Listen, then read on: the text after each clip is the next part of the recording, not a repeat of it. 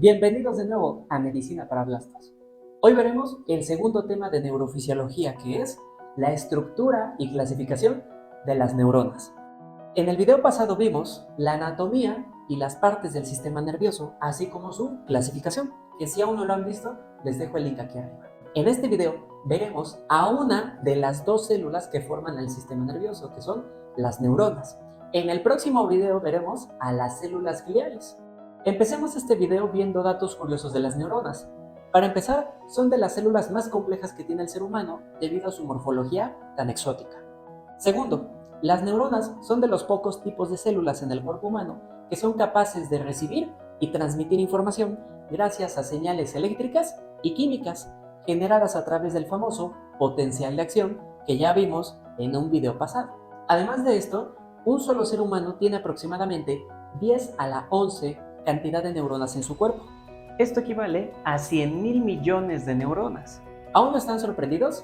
Bueno, ¿qué les parecería si les dijera que en el 2024 un estudio financiado por el Instituto Nacional de Salud de Estados Unidos y publicado por la revista Science examinó una biopsia de cerebro que contenía 1 milímetro de corteza temporal, específicamente del giro temporal medio? Este estudio analizó la muestra por medio de microscopía electrónica y reconstrucción nanométrica computacional y llegó a la conclusión de que en ese milímetro de corteza cerebral había lo siguiente: aproximadamente 57.000 células, 150 millones de sinapsis o conexiones y, lo más sorprendente, 1.4 petabytes de información. Para que se den una idea, un petabyte contiene 1024 terabytes y cada terabyte contiene 1024 gigabytes de información. Haciendo equivalencias, una laptop moderna tiene un disco duro que puede almacenar aproximadamente 1 terabyte de información. Entonces podemos decir que la capacidad de información que puede almacenar este milímetro cúbico de corteza cerebral equivaldría a la capacidad de información que pueden almacenar 1400 laptops de 1 terabyte de almacenamiento.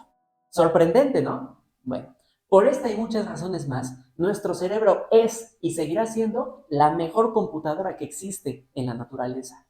Ahora sí, vamos a adentrarnos al tema de neuronas y empecemos viendo la estructura de las neuronas.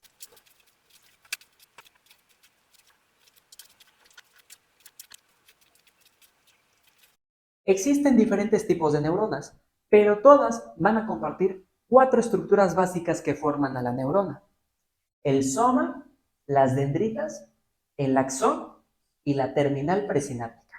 En este diagrama agregué otras 2 estructuras. Esta parte central que les dije que es el soma recibe también el nombre de cuerpo celular y pericarión, y aquí tenemos el núcleo de la célula o la neurona. La segunda estructura, que son las dendritas, son extensiones ramificadas del soma y que captan la información que viene de una neurona o neuronas previas.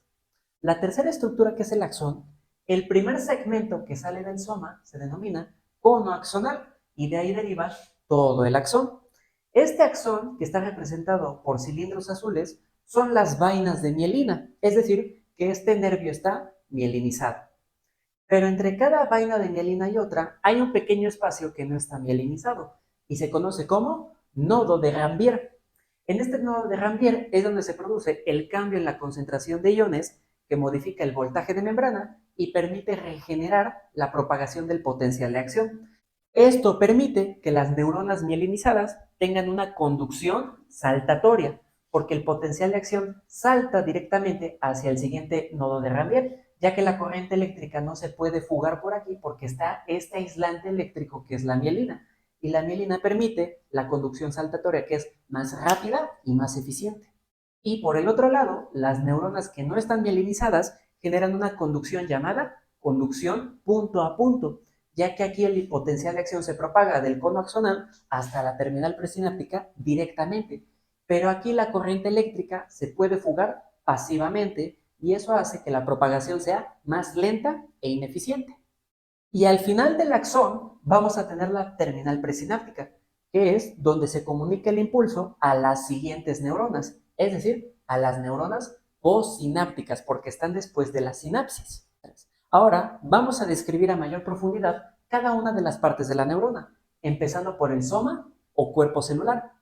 Este va a rodear o contiene al núcleo, al retículo endoplásmico y el aparato de Golgi. Por lo tanto, el cuerpo celular es el responsable de la generación, el procesamiento y el empaquetamiento de las proteínas, por lo que podemos decir que el cuerpo celular es la fábrica de la célula, ya que sintetiza todos los materiales que necesitan el resto de las partes de la neurona para funcionar adecuadamente.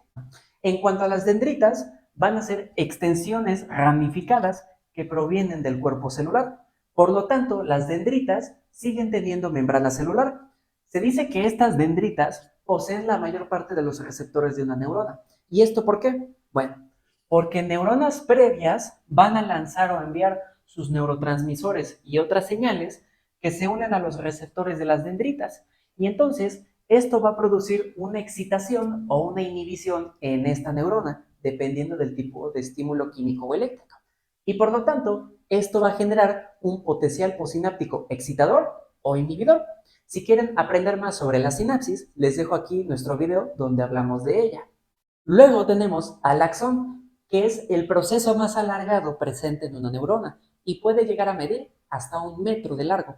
La primera parte del axón que brota del cuerpo celular, recuerden que se llama cono axonal, y de ahí viene un segmento no mielinizado llamado segmento inicial o zona de la espiga, ya que aquí es donde se produce el potencial de acción generado por los cambios químicos y físicos del soma y de las dendritas, y entonces se dispara el potencial de acción y se transmite a lo largo del axón hacia la terminal presináptica y las siguientes neuronas. Recuerden que los axones pueden estar mielinizados o no, y cuando están mielinizados, el potencial se conduce de forma saltatoria. Cuando no está mielinizado, la conducción es de punto a punto. El hecho de que una neurona esté mielinizada es gracias a las células de la glía. En el sistema nervioso central, los oligodendrocitos son los responsables de enrollarse y generar las vainas de mielina. En el sistema nervioso periférico, las células de Schwann son las responsables de enrollarse y generar la vaina de mielina de nervios periféricos. El axón, al ser parte de la neurona, también tiene citoplasma, y si el axón es lo suficientemente largo, puede tener más citoplasma que el mismo cuerpo celular. El citoplasma en el axón se denomina axoplasma, y el axón es metabólicamente independiente del cuerpo celular, ya que contiene transportadores que permiten captar la glucosa y el oxígeno para generar energía. Y además de esto, todo el axón cuenta con 2 organelos llamados microtúbulos y citoesqueleto, que son como rieles de tren que permiten transportar las moléculas creadas por el soma y transportarlas hacia la terminal presináptica. Y cuando ya no sirven, se pueden transportar en sentido reverso o retrógrado de vuelta hacia el núcleo y el soma.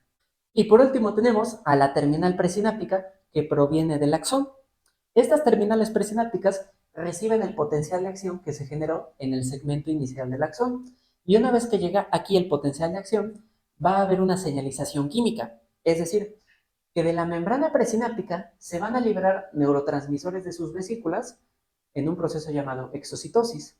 Los neurotransmisores viajan por la hendidura sináptica, que es el espacio entre la neurona presináptica y posináptica, y finalmente los neurotransmisores contactan con los receptores presentes en las dendritas y el cuerpo celular de la neurona posináptica, convirtiendo esta señalización química en otro estímulo eléctrico, dispara otro potencial de acción en esta neurona y así se transmite hasta llegar a la neurona objetivo.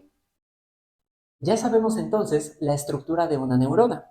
Recuerden que un organelo muy importante de la neurona es el citoesqueleto, porque permite transportar moléculas del núcleo hacia la terminal presináptica y a la inversa en un proceso llamado transporte axonal. El citoesqueleto va a estar formado por neurofilamentos, filamentos delgados y microtúbulos, y de estos los más importantes son los microtúbulos. Los microtúbulos también tienen otras moléculas llamadas proteínas asociadas a microtúbulos, abreviadas como MAPS. Tenemos MAPS de alto peso molecular, como MAP1 y MAP2, y tenemos también MAPS de bajo peso molecular, como la proteína tau. Aquí les viene un dato histológico interesante. La proteína tau es exclusiva de los axones y permite este transporte axonal, pero cuando la proteína tau está hiperfosforilada, genera complejos o aglomeraciones llamados ovillos neurofibrilares. Estos ovillos son característicos de la enfermedad de Alzheimer. Entonces, Una de las vías fisiopatológicas del Alzheimer es afectar la proteína tau, por lo que en el Alzheimer está afectado el transporte axonal. Todas estas moléculas que forman el citoesqueleto permiten generar el transporte axonal y va a tener tres mecanismos para movilizar las moléculas a lo largo del axón. Dos mecanismos van a mover las moléculas del cuerpo celular a la terminal presináptica, que se conoce como transporte axonal anterógrado, y un mecanismo las va a mover a la inversa, de la terminal al cuerpo celular en un proceso llamado transporte axonal retrógrado. Esta tabla resume los tres tipos de transporte axoplásmico y nos dice la velocidad de sus transportes, cómo funcionan y qué moléculas mueven. Empecemos describiendo el transporte axoplásmico rápido. Aquí tenemos una imagen de una neurona prototipo. Para mover cualquier molécula del núcleo a la terminal presináptica, ya sea proteínas, carbohidratos, lípidos, etc., podemos hacerlo de dos formas. La primera forma es introducir estas moléculas dentro de organelos con membrana citoplasmática, como vesículas o mitocondrias. La segunda forma es que estas moléculas las incrustemos en la membrana de estos organelos. Y ya que tenemos el organelo con la molécula dentro, vamos a moverla a través de los rieles de microtúbulos y de citoesqueleto, como las MAPS. Pero las moléculas y los organelos no se pueden mover por sí solos en estos rieles. Necesitamos de un motor, como un tren. Estos motores van a ser cinesinas. De esta imagen la ampliamos y podemos ver los rieles de microtúbulos. Sigamos ampliando y podemos ver la estructura molecular de los microtúbulos y los motores de cinesinas. Las cinesinas son ATPasas, es decir, que hidrolizan el ATP para poder obtener su energía y mover los organelos y las moléculas en el transporte axoplásmico anterógrado. Esto toma mucha importancia al saber que el axón necesita un suficiente y correcto suministro de glucosa y oxígeno, porque recuerden que de estas dos moléculas, el axón y las neuronas obtienen el ATP como energía, ya que el ATP permite mover estos motores y por lo tanto son la energía para el transporte axoplásmico. Por eso en una isquemia o en una hipoxia, al no tener ATP, entonces este transporte axoplásmico fracasa y es muy fácil que se produzca la falla de la neurona. Ahora, respecto al transporte axoplásmico retrógrado, que va de la terminal presináptica hacia el cuerpo celular. Es el mismo principio, empaquetamos cosas dentro de organelos con membrana, pero aquí no vamos a usar motores de cinesinas, vamos a usar motores de dineínas cerebrales, abreviadas como MAP1C, y estas van a mover las moléculas en sentido retrógrado. Y respecto al tercer movimiento, que es el transporte anterógrado lento, este no está muy bien estudiado. Solamente se menciona que los neurofilamentos están involucrados en este y que la velocidad máxima que alcanza es de 8 milímetros por día. Ya sabemos la estructura y las bases del funcionamiento de una neurona. Ahora vamos a ver su clasificación. Como lo dije al inicio del video, existen una gran cantidad de neuronas morfológica y funcionalmente hablando, por lo que podemos clasificar a las neuronas en base a la proyección de sus axones, a la geometría o forma de sus dendritas, al número de procesos que salen del cuerpo celular, al tipo de información que manejan este tipo de neuronas, a la velocidad de conducción de las neuronas y el diámetro axonal de las neuronas. Empecemos describiendo la clasificación por proyección axonal. Esta nos dice hacia dónde se dirige el axón y podemos tener neuronas de proyección, es decir, aquellas que sus axones se dirigen a una parte distinta del sistema nervioso de donde se encuentra el cuerpo celular, como las motoneuronas superiores, que por ejemplo su cuerpo celular se encuentra en la corteza motora del lóbulo frontal y el axón se dirige hasta segmentos distales de la médula espinal. Y el otro tipo de neuronas serían las neuronas intrínsecas o interneuronas. Estas se caracterizan porque sus axones están en la misma región del sistema nervioso donde está el cuerpo celular. Y ejemplos de estas neuronas serían las neuronas inhibitorias de la corteza cerebral. La siguiente forma de clasificar a las neuronas es en base a la geometría de sus dendritas o la forma de sus dendritas. Y podemos tener neuronas piramidales y neuronas estrelladas. Las neuronas piramidales, como su nombre lo dice, las dendritas generan una forma triangular o de pirámide en la neurona. Y ejemplos de ellas son, por ejemplo, las neuronas piramidales hipocampales. Y las neuronas estrelladas tienen sus dendritas en una posición radial. A mí me gusta aprenderme las neuronas estrelladas como si fueran huevos estrellados, ya que tienen una forma muy parecida. Las neuronas estrelladas las podemos encontrar en la corteza cerebral. Y es muy importante que su morfología sea así, ya que al tener una gran cantidad de dendritas, reciben una gran cantidad de sinapsis. cosa que es muy importante en la corteza cerebral. Otra forma de clasificar a las neuronas es por el número de procesos, es decir, cuántos procesos salen del cuerpo celular. Y podemos tener, por ejemplo, las unipolares, es decir, que un solo proceso sale del cuerpo celular. Ejemplos de ellas son las neuronas presentes en el ganglio de la raíz dorsal, es decir, aquellas responsables de la sensibilidad en el cuerpo. Sin embargo, como pueden darse cuenta, de este proceso se bifurca, ya que recuerden que las neuronas sensitivas, una porción va hacia los receptores sensitivos fuera del sistema nervioso, capta la información, la releva al cuerpo celular que está en el ganglio de la raíz dorsal y la otra porción la lleva o la sube a centros superiores, a la corteza sensitiva.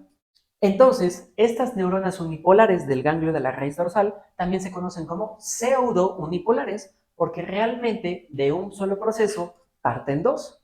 Otro tipo de neuronas serían las neuronas bipolares, es decir, que dos procesos salen de un cuerpo celular. Ejemplos de ellos son las células bipolares retinianas, aquellas que captan la información visual. Y otro ejemplo son las neuronas multipolares, aquellas que salen múltiples procesos del cuerpo celular. Ejemplos de ellos son las motoneuronas espinales. La siguiente clasificación es en base a la dirección en la que mueven la información, teniendo neuronas aferentes y eferentes. Recuerden que las aferentes son sensitivas y las eferentes pueden ser motoras. Las aferentes reciben toda la información del exterior del sistema nervioso y la suben hacia el sistema nervioso central. Y las neuronas eferentes o motoras es a la inversa. La información la envían del sistema nervioso central hacia el resto del organismo. Otra clasificación de las neuronas es en base al tipo de órganos de los que reciben y envían señales, teniendo neuronas viscerales o autónomas y neuronas somáticas. Las neuronas viscerales o autónomas van a inervar a órganos que provienen de arcos branquiales, es decir, que su origen embriológico está en esos arcos. Y las neuronas somáticas son aquellas que inervan estructuras fuera de órganos viscerales, como la piel y los músculos. Y por último, tenemos una clasificación propuesta por Erlanger y Gasser, que se conoce como la clasificación alfanumérica de las neuronas. Estas van a clasificar a las neuronas en base a la velocidad de conducción del impulso y el diámetro del axón, y si están mielinizadas o no. De tal manera que tenemos fibras tipo A, B y C. De las fibras tipo A tenemos subtipos, como la fibra A alfa, A beta, A gamma y A delta. Luego las fibras tipo B y luego las tipo C. Las fibras tipo A son las que tienen un mayor diámetro y una mayor velocidad de conducción y están mielinizadas. Las fibras tipo B están un poco menos mielinizadas y tienen un diámetro menor respecto a las fibras tipo A, por lo que su velocidad de conducción es inferior. Y las fibras tipo C son las de menor diámetro y las de menor velocidad de conducción porque no están mielinizadas. Y recuerden que según la teoría del cable, entre mayor sea el diámetro, mayor es la velocidad de conducción. Y si está mielinizada, aumenta la velocidad de conducción. En esta tabla ustedes pueden ver ejemplos de dónde encontramos cada tipo de fibra nerviosa. Recuerden muy bien esta tabla porque la vamos a volver a utilizar cuando veamos el tema de somatosensibilidad y es pregunta de examen. Y por último, en esta tabla podemos ver la sensibilidad de las fibras tipo A, B y C a diferentes agentes, como la hipoxia, la presión y los agentes anestésicos. Con esto finalizamos nuestro video de la estructura y clasificación de las neuronas. En el siguiente video, que les dejo aquí, vamos a ver la estructura y función de las células gliales. Si les gustó el video, no olviden darle like, suscribirse y comenten si les quedó alguna duda o quieren que hable de un tema en específico. Recuerden que en Medicina para Blastos no sobrevives a fisiología, aprendes a amar a la fisiología. ¡Hasta pronto!